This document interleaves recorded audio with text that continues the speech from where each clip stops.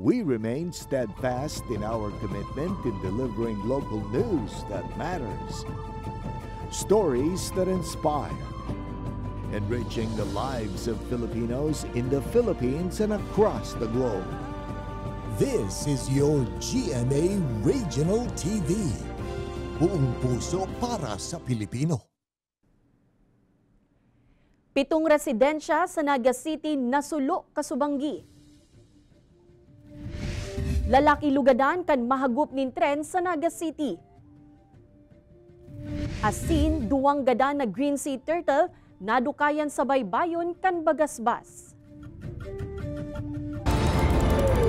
Ini ang GMA Regional TV Balitang Bicolandia.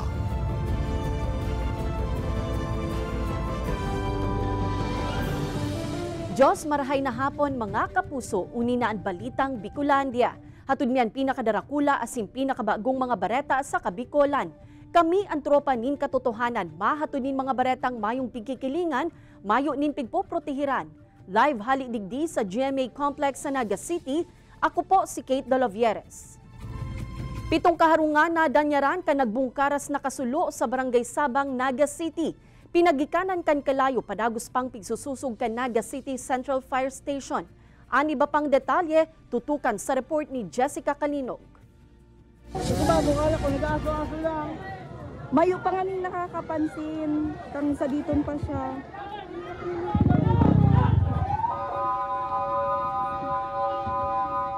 Iniyan sitwasyon na nagpukaw sa mga nagtuturog na kuta ng mga residente kan Sitio Spokoy sa Barangay Sabang, Naga City, maalas 10 kasubanggi. Lakop naman ang kalayo sa likodan kan sa indang harong kan mari sa inikan agom ni Tatay Ricky. Kaya si ako man, nilurukawan na si mga ko, hindi na po luwas bili. Ako kadadalagan ko pamalapit ako, nasa luwas po ako. Pero nahiling niyo sir kung saan posible nagpuol si Kasulo? Ang saan ko lang po talaga ma. Nasa trabaho pa ang 29 anyos na si Joseph kan ipahiling kan sa iyang katrabaho ang video ka nangyayaring sulo. Dumanyaman narisa nakabali palan sa nasusulo ang sa indang residensya. Salbado man na nakaluwas ang sa iyang lola asin mga pamangkin. Alagad ni sarong gamit, mayo nang nabitbit. Makulog sa bauta, pinagalan man maghanap trabaho, makabalang gamit. Asawag lang yung mangyayari, masusulo bigla. Di mo inaasahan. Kaya makulog sa boat ko. Sobra. Para mientras na nakidagos ang pamilya ninda Joseph asin Tatay Ricky sa saindang mga kaparyente sa Talakan Barangay Sabang. 7 kaharungan ang nadanyaran kan nagbungkaras na kalayo sa relocation site na haros durukutan sa naan mga harong. Yaw na digdi ang DSWD, nakapod na sa kuya si Ma'am Bel, may pigpadara ng mga taga DSWD to help us. Pero may man kami digding nagkakampanya laban sa arugan ng Kasulo. The aim lang nagkaigwang Kasulo. Dahil siguro nagluluto or ang ilaw ni Dagasera. Padagos pa man ang pigigibong investigasyon kan Naga City Central Fire Station sa pinangyarihan nganing masusog ang naginkaw sa kankalayo. Proximate kasi itong dalawang wall, which is yung dalawa gumagamit sila pareho ng wooden page stove, kaya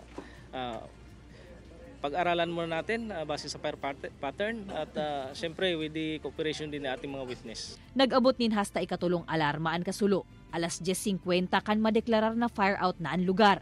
Sa inisyal na investigasyon kan BFP Naga, 4 na kaharungan ang natumtum, partially damaged man ang tulo. Kinakarkulong maabot sa 1.9 million pesos ang kantidad kan danyos na pigwalat kan insidente. Ang pangapodan kan BFP sa publiko. I-save ang hotline kan pinakaharaning fire station sa lugar. Siring man na sa panahonin Kasulo, inoton ang pag-apod sa mga otoridad antes na mag-live sa social media. Kaibanan si Gerald Gandia, asin Jovel Obiso, Jessica Kalinog, Balitang Bicolandia. Lalaking mabakal sa nasubuot sa tindahan sa Naga City, irido makalis na mahagup nin tren. PNP inasigurar subuot kan PNR management na madugang sindanin crossing keeper asin barriers. Uyan report ni Chris Novelo. Lugadan ang 30 anyos na lalaking ini makalis mahagup kan tren nagikan sa Legazpi City asin pasiring sa siyudad ni Naga Canal daw nin Sabado. May babakalon sa nasubot na lalaki sa may barangay Triangulo alagad bigla ini nahagup kan nag-aging tren. Kung sa insa kusog kan impact, nakaapon pa ang biktima. Tulos man ining nirespondihan kan mga otoridad asin idinalagan sa ospital. Sa kasala si iling niya, una niya ang train, duman alip sa Lerma, pasiring sa Albay. Pero si Tren Aling Albay, pasiring sa Lerma. Dala si estimate niya. Kaya pagbirik niya, tama-tama, nakapigaawat na sa katong traffic dyan. Sangon niya nakaluwas naman sa ospital ang biktima asin padagos na nagpaparahay. Igluwas ko na nga nito. May man pa kaming panggastos. Nagdulok naman ini sa PNR para maghagad din tabang pinansyal. Ininaan ikatong insidente na kinaimbeltuhan kan tren sa Naga City ngunya na bulan ng Pebrero. Katakod kay ini may koordinasyon na ang PNP sa PNR management para sa ilalatag na seguridad. Urog na sa oras kan pag-agi kan tren. Nagpromesa man subutan manehemento kan PNR na apwera kan mga safety reminders, madagdag man nini ng mga crossing keeper. Nangapodan man nini sa mga residente ng harani sa right of way kan PNR na maglikay nganing malikayan na ang mga siring na aksidente. Cooperate and be responsible to ensure their own safety. Ba't hindi naman nagkukulang yung mga reminders? Kaya meron ding pinag-promise si JM na talaga we work out nila to put up additional na mga physical barrier. Kay Banan si Gerald Gandia, Chris Novello, Balitang Bicolandia. Mag-live-in partner gadana kan madiskubre sa laugkan sa indang residensya sa Daraga Albay. Selos, saro sa pigihiling na rason na nasa likod kan krimen. Tutukan sa report ni Rosie Nieva.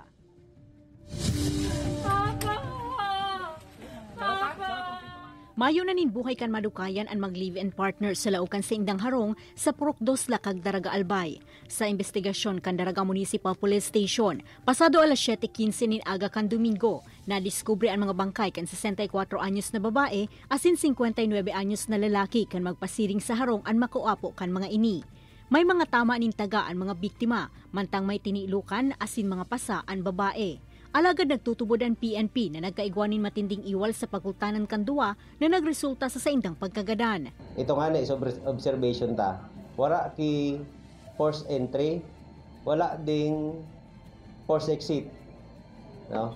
So malinaw po sa conclusion kang gabo sa talagang wala kay ibang tawong ayaon duman sa laugang harong. Sakay kinaipuhan nga ning routon sa pinto para mabuksan sa bolt lock and mahiling so sitwasyon. Nakuha sa kataid kan mga bangkay ang sundang na pigtutubod ang ginamit sa krimen. Sa investigasyon kan PNP, masarong taon pa sana na nag-iibahan ang duwa, asin pirmi na subot ining nag-iiwal huli sa pagsiselos kan lalaki. Baka nag-iwal sa duwa, tami sa po kaya ni si Kuya Joe, so lalaki, nagaparaselos daw po. Tapos sige po, kaya nakikibayo po kaya sinda pirmi. Mientras tanto nagsayuma naman ang pamilya kan mga biktima na isairarong pa sa otopsiya ang mga bangkay.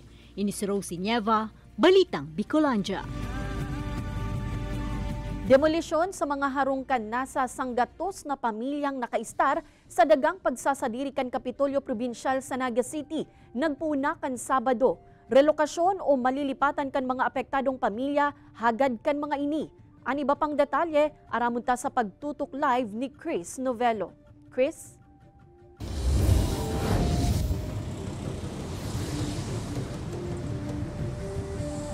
Kate, nasa anom na harong na nakatindog sa likod kan compound kang National Irrigation Administration sa Barangay Concepcion, Pequeña, Naga City, ang pigpunan ng idemolish kan mga personahe kan Kapitolyo kan nakaaging aldaw nin Sabado. Amay pasana kanal daw nin Sabado, initulos ang nagsabat sa mga residente na nakaistar sa likod kan porsyon kan opisina kan Nia Bicol sa Barangay Concepcion, Pequeña, Naga City. Ang saindang mga harong, saro-sarong pigdemolish kan grupo nin mga lalaki na sinugusubot kan Kapitolyo. Ang daga kayang natitindugan ka na sambitan ng mga harong, ang pagsasadiri kan provincial government kan Camarines Sur. Pinurbaran pa kutaan ng pugulan kan pirang residente ang pagdemolish alagad, may nasindang naginibo. Napundo sa nasubot ang demolisyon sa nasambitan ng mga harong kan magabot sa lugar si Mayor Nelson Ligacion na yung nakipag-ulay sa demolition team. Sangon niya nagtitinir pa sa nasambitan ng lugar ang mga residente alagad aminado nakakamatin paghandal huli sa nangyari. Talaga po, makulog ang payo ko hanggang ngunyan. Kaba akong payo, parang binabaak. Dahil wala akong tulog. Pag ano lang ng aso, gigising agad ako kasi para bang may tao. Naalala ko yung ginawa nila na pinagpupukpok ang CR tapos ang dingding, lanob mi, tururog pang mga apo ko, pinagbabagsak na ang lanob. Susog sa Naga City LGU, may mga narelakwit naman kay ito ng mga nakaistar sa lugar, alagad igwaman girarin ni nagbalik. Itong mga previous na okupante dyan sa Bacob niya, natawanan ng relocation kang City Government of Naga. So ini po mga bago na naman na mga naka-register dyan. Sa ngunyan may anom ng pamilya ang pigtatabangan kan syudad na mahanapan ng relocation alagad na sa sangados na ibapaan kay puhang irelokar. Sa mga available po na urban po site kang city na pwede sindang matawan ng lilipatan. Mientras tanto, padagos man na piguko na ning pahayag kan GMA Regional TV Balitang Bicolandia ang Kapitolyo katakod kan issue.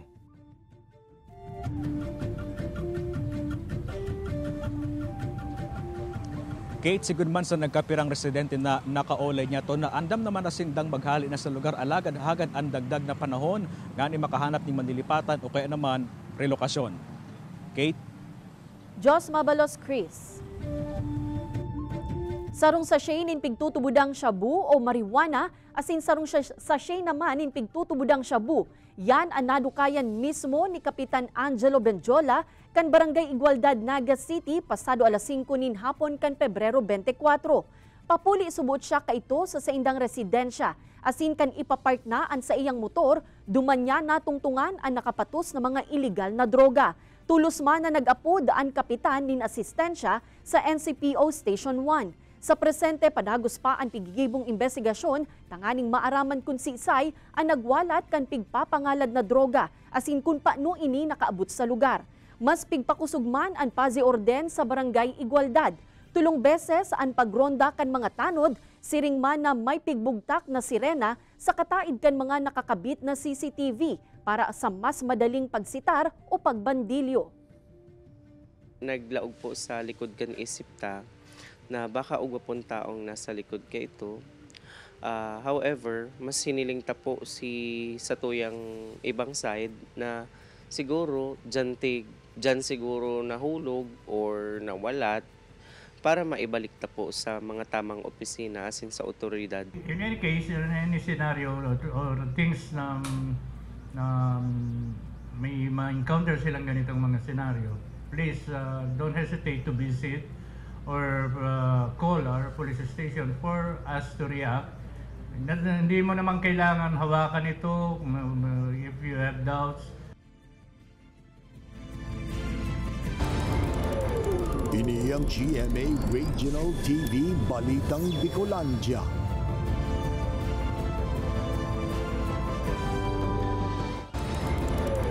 Ini ang GMA Regional TV Balitang Bicolandia.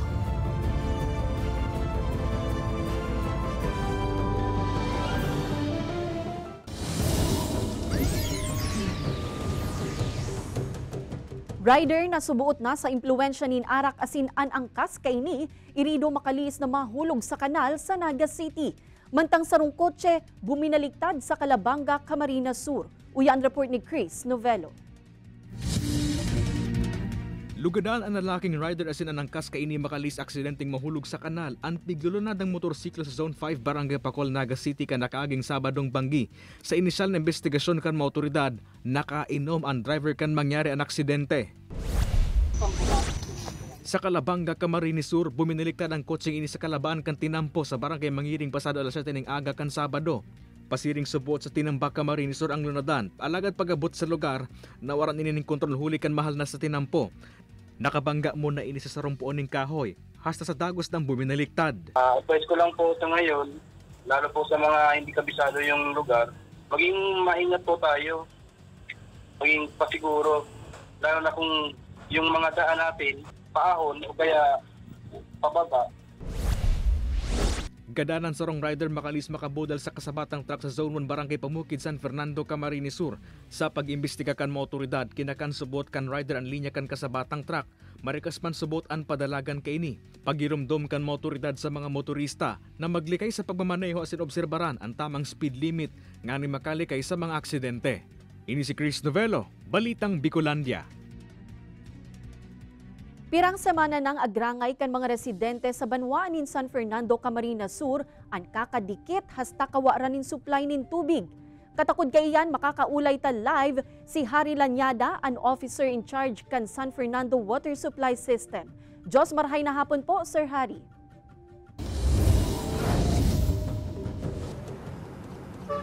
Sir Harry, kumusta po? Diyos marhay na hapon po sa gabos na Yes po.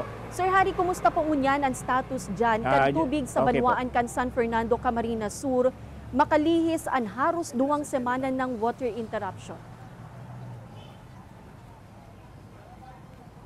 So far po ngunyan, nakaka-recover na ang samuayang mga linya. Almost po kaya 5 days na nawara ng tubig ang samuayang linya. Ngunyan po si mga upper barangay na lang po na porsyon ang dahil siya inaabot dahil nagpapano pa po ang mga linya kan tubig. So yan po ang update ko niyan. So almost 80% na po kang constituents may tubig naman. Okay, sir. Ano po ang short and long-term solutions Yes para po. dahil na magbalik-balik pa ang siring na problema? So sa short term po, kay po ano pong mahigpit na talagang maiwasan ng mga water leak, yan mga tagas kan tubig, lalo na sa main line, lalo sa distribution line, lalo na po sa mga household na mga nasayang na tubig.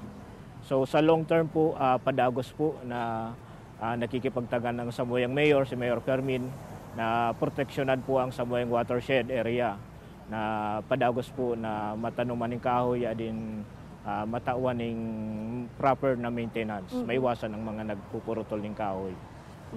Sir, ultimong kahaputan po, Yes ano po ang malalauman kan mga consumer ngunyan sa mga masunod na bulan? Urog na kun mamatean na po ang epekto kan labing tig-init o labing init kan panahon.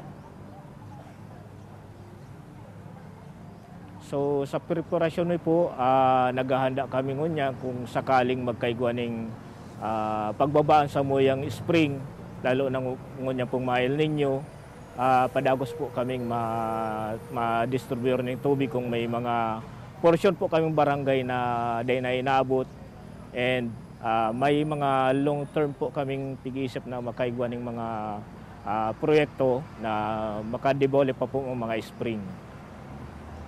Alright, Jos Mabalos po, Hari Lanyada kan San Fernando Water Supply System. Sinabayanin hiro protesta kan manlain-lain na progresibong grupo ang komemorasyon kan ika-38 taon kan EDSA People Power Revolution kasuudma Pebrero 25. Kurahaw kan mga ini ang sa indang mahigot na pagkontra sa pag-amyenda sa 1987 Philippine Constitution na posibleng mapuli subuot sa political dynasty na mas magpapadipisil sa buhay kan mga Pilipino. Kabale sa pangapodan kan grupo sa gobyerno ang pagbasura sa anti-terror law, paglangkaw sa sweldo kan mga obrero, PUV modernization asin iba pa. Sa ibong kaini nagkondusir man in outreach program ang mga otoridad sa Plaza Rizal asin nagdistribuir nin grocery items sa piling benepisyaryo. Generalmente man subuot na naging matuninong ang pagkomemorar kan EDSA People Power Revolution sa syudad ngunyan na taon.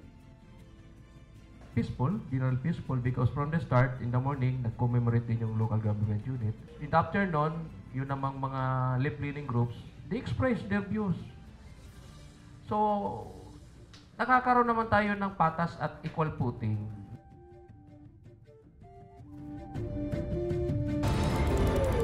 Ini ang GMA Regional TV Balitang Bicolandia.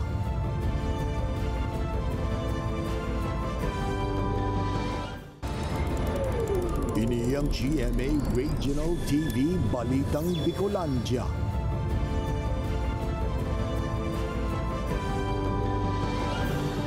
Piglalaoman na magpautob nin pagguro sa presyo kan mga produktong petrolyo ang mga oil company sa aga Pebrero 27.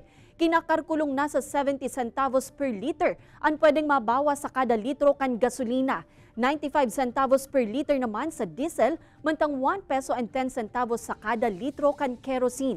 Ang nasambitan ng rollback, pigko-konektar kan Department of Energy Oil Industry Management Bureau sa manlain-lain na global issues na nakakaapektar sa produksyon asin bentahan kan petroleum products.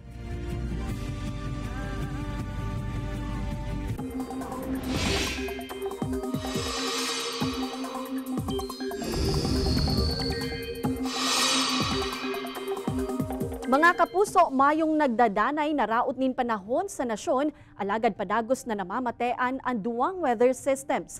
Nagaabot ang duros amihan sa Luzon, mantang padagos man ang pagdanay kan easterlies sa iba pang parte kan nasyon. Basado sa datos kan Metro Weather, hababa ang tsansa nin pag-uran sa Bicol Region, alagad kaipuhan man po giraray na magpasigurong payong asin maging andam en kasong magkaigwanin biglaan na localized thunderstorms. Posible man ang uran sa iba pang parte kan nasyon, urog na sa Mindanao.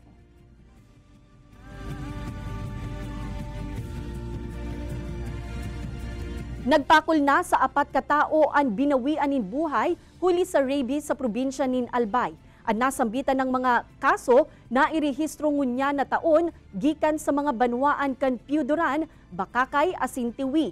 Sigun sa Provincial Health Office, ang pagkagadan kan mga pasyente na ginresulta kan daitulos na pagkonsulta sa health center asin pagpatudok nin anti-rabies vaccine. Huli kay ni nagpapadagos ngunyan ang pigigibong contact tracing kan PHO sa mga taong posibleng nakaibanan kan nasambitan ng mga persona. Mientras tanto, sa syudad nin Ligao, padagos man ang paglilibot kan mga personahe kan veterinary office para magbakuna sa mga atama na ido asin ikos. Obheto kaini na mainaan na ang mga nairirihistrong kaso nin rabies sa probinsya. Doon kami mag-stress sa campaign, the advocacy on the awareness of rabies. Kasi gusto ming ma-reiterate, ma-enforce po yan sa mga saradit na barangay. Sila mag-atubili na magpabakuna ng kanilang mga alaga dahil para po sa kanilang alaga at sa mga amo po nila. Seguridad kan mga database kan man iba-ibang ahensya kan gobyerno sa Bicol Region. Nagtitinir subuot na salbado sa anuman na security threat. Mga dapat gibuhon kan mga opisina para urog maprotehiran ang sa indang online system. Piglatag man kan DICT Bicol. Uyan report ni Chris Novello. Igwanin Centralized Security and Bureau of Fisheries and Aquatic Resources Bicol na nagakapot asin nagmamanihar mismong central office. Kabali digdian registry kan gabos na mga parasira asin benepisyaryo kan sa indang mga programa. Solamente ang pigkakapotan kan lokal na ahensya iyon sa indang social media page. Limitado sa naman sa tulo katawan may access digdi, bagay na mas epektibo subot nga ni makaiwas sa hacking o ano man na huma online. For suspicious na mga links, ang pinaka protocol talaga is to not automatically click them para maka-avoid kaitong mga phishing. For flash drives, we always advise them to check for viruses, and kapag may virus, protocol na linigan ang viruses. Igwaman sindan ni Next Generation Firewall na dakulang tabanganing urog pa maprotehiran ang sedang system. Masasabi man daan nindang epektibo ini since 2016 pa. I-check niya muna kung may threats dun sa mga packets. Pero di niya man gabos na, di man siya 100% pero namimitigit niya halos kabos. Sa monitoring kan Department of Information and Communications Technology o DICT Bicol, secured man ang gabos na websites as in social media page kan man iba-ibang government agencies sa rehiyon sa presente. Kailangan mismong ikaw as government agency may mga ginagawa kang mitigation para ma-ensure importante yung mga OTP natin na tinatawag, ang mga two-way factor authentication para ma-make sure na kung sino ang nag-access sa mga system o sa social media accounts natin ay sila talaga yung may-ari ng mga social media na yun. Government agencies ang haros pirming target kan mga hacker taan obeto kan mga ini. Masabi na maluy ang cybersecurity kan mga ahensya, kaya padagos pa ng training as in capacity building kan DICT, nga mas papapusog pa ang kapasidad kan mga lokal na opisina. Kay banan si Carlo Abunita, Chris Novello, Balitang Bicolandia. Duwang gada na green sea turtle ang nadukayan kan mga residente asin bantay dagat sa baybayon kan barangay Bagasbas, Daet, Camarines Norte. Ang saro sa mga ini, nasa 57 cm ang laba asin 46 cm ang lapad. Mantang mas sadit ang saro na nasa 42 cm ang laba asin 35 cm ang lapad. Sigun sa Menro Daet, parehong igwang lugad ang mga pawikan na pigtutubudang nagtama sa LEC kan Baroto. Tulos man na piglubong ang mga pawikan sa nasambitan ng lugar. Mga pampasayarong jeepney na rutang Centro Diversion del Rosario sa Naga City, diin na nagaagi sa Almeda Highway. Mga tsuper kan nasabing ruta na aagawan sa buot nin pasahero kan mga eastbound na PUV. Ang simbag kan LGU, aramunta sa report ni Chris Novello. Balik sa pag-agi sa Diversion Concepcion Grande asin Pequeña ang mga jeepney na biyaheng Del Rosario Diversion vice versa. Ang 10 unit ng jeep sa nasabing ruta ang dati nag-aagi sa Almeda Highway para maserbisyo ng mga pasahero sa lugar. Alagad po subot kan paagyo naman sa Almeda ang mga eastbound na PUV. Naging malaymay naman ang sa idang pagkayod huli sa kakulangan ng pasahero. Medyo nagloya si pasahero katoy dahil bigla ugman po duman ang biyaheng pili. Pati yung bus. O kaya dahil man nagtagal si diversion duman, nagali-giraray. Sa hiling kan jeepney drivers, wrong timing ang naging implementasyon kan pag-agi kan mga PUV sa Almeda. Urong na tamay dryran kan Beng Del Rosario sa nasabing ruta. Kaya ang nangyari, nagpapairinatan ng pasahero. Pag may bus po nag-aaging papili, dyan po kami nagsasakay. Tapos jeep din na pili bula. Aminado ang LGU na talagang naapektaran ang kita kan mga tinugutang unit ng jeep sa ruta. Kaya may mangyayari dialogo kay riba ang kooperatiba. Alagad tinaon doon kan LGU na pinapangalad ng pag-pick up ng mga pasahero sa lugar. Ninhulit may tinutugot ang mga unit ng jeep para mag-operate sa lugar. May mangyayaring pag-uulay. Ang gustong mangyayari po ninda ay yun na exclusive sa inda ito. Ang gustong sabihon, dahil magpasakay kung ibang utility vehicles. Sa ngunyan pigihiling kan LGU ang posibilidad na maging exclusive sa rutang Centro Diversion Del Rosario ang Almeda Highway. Nakapalaman kaya sa Ordinance No. 2014-051 na dapat sa Almeda Highway nag-aagian mga eastbound na ruta siring kan Pili, Rinconada asin Albay, nagikan sa terminal nga ni madikondest ang trapiko sa rotonda. Kay banan si Jovel Obiso, Chris Novelo, Balitang Bicolandia.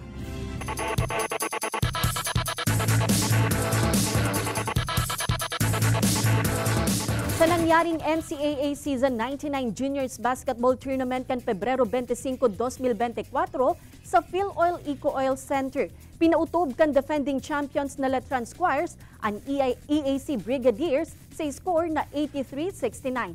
Dalan tanganing mapabales sa nangingenot na three-way tie ang Letran, Kaibanan, ang Perpetual asin Mapua. Dinaugman sa primerong pagkakataon ang Perpetual Junior Altas kan Mapua Red Robins sa score na 72-71. Gikan sa 10-point deficit sa huring kabtang kan third quarter. Ganador man ang San Sebastian Staglets kan daugon ang Arellano Braves sa score na 102-100. Mantang ang LPU Junior Pirates naguno ang sa indang primerong kapangganahan kontra sa San Beda Red Cubs sa score na 77-68.